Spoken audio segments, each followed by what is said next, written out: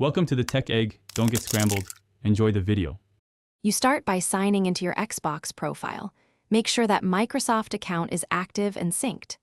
Once done, confirm a stable Wi-Fi or Ethernet connection and run the network test so downloads won't fail. Make sure the console firmware is updated to the latest system version before proceeding, because the browser feature depends on current system services. Then open the Microsoft Store app and search for supported apps or web shortcuts as the next actionable move to access a browser experience. You now search the Microsoft Store for Microsoft Edge. Once found, press Install and accept any permission prompts.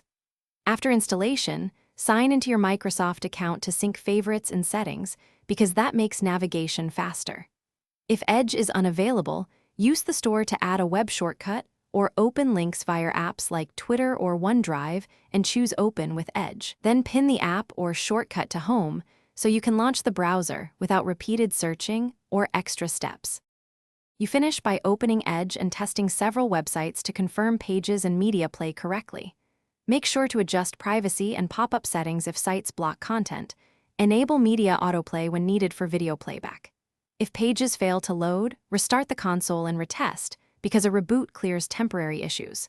If problems persist, clear Edge cache in settings or uninstall and reinstall Edge. That usually resolves corrupted files.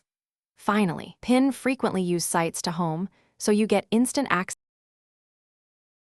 Thanks for watching. Consider subscribing if I helped unscramble your problems.